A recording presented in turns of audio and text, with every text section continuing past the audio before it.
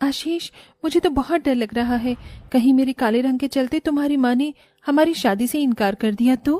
कह तो तुम ठीक रही हो, वैसे भी माँ मेरी शादी एक सुंदर और गोरी लड़की से करवाना चाहती थी। इसका मतलब तुम मुझे छोड़ दोगे? तुम कैसी बातें कर रही हो? मैं दुनिया छोड़ सकता हूं लेकिन तुम्हें नहीं। मेरे पास एक बहुत अच्छा प्लान है। आशीष कंचन को अपना प्लान बताता है, जिसे सुन कंचन बहुत खुश हो जाती है और अगले दिन ही कंचन और आशीष मंदिर में एक दूसरे से शादी कर लेते हैं। शादी के बाद आशीष कंचन को जैसे ही घर लेकर जाता है, मानो जैसे आशीष के घर पर किसी ने परमाणु बम ही गिरा दिया हो। आशीष, तेरी हिम्मत कैसे हुई इस काली लड़की को हमारे घर की बहू बनाने की? अरे शादी से पहले क्या तेरी आंखों पर पट्टी बंध गई थी जो तूने इस बदसूरत से शादी कर ली? इसकी जात बिरादरी क्या है, किस खानदान की है, कुछ पता भी है? भैया, आपने तो सारे रिश्तेदारों में हमारी नाक ही कटवा दी। सोचा भी है आस पड़ोस के लोग क्या कहेंगे? लोग क्या कहते हैं मुझे इससे कोई मतलब नहीं है।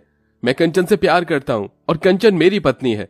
अगर आप दोनों को कंचन स्वीकार नहीं है तो मैं कंचन के साथ इस घर को छोड़कर हमेशा के लिए चला जाऊंगा। आशीष कंचन का हाथ पकड़कर जाने लगता है कि तभी, अरे माँ, भैया को रोक लो। अगर वो चली जाएंगे तो हमारा क्या होगा? इस काली का तो हम कुछ न कुछ देख ही लेंगे। बेटी की बात सुन और अपने इकलौते बेटे को घर छोड़ता जाता देख कलावती उन्हें रोक लेती है और उन्हें माफ करने का नाटक करके उनके गृह प्रवेश करती है।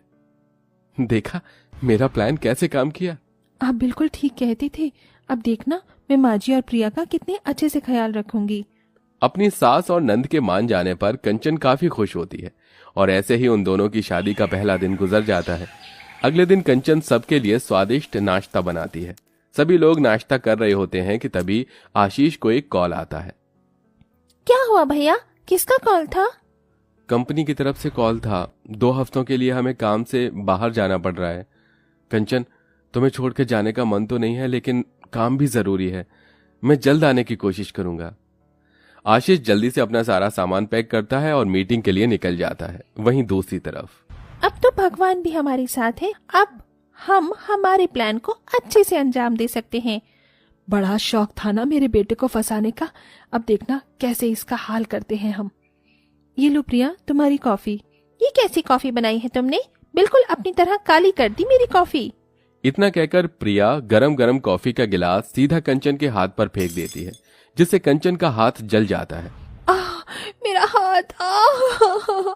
कंचन को दर्द में रोता देख प्रिया मुंह बनाकर वहां से चली जाती है, जिसके बाद कंचन अपने जले हुए हाथ पर कोलगेट लगाती है और किचन में जाकर काम करने लगती है।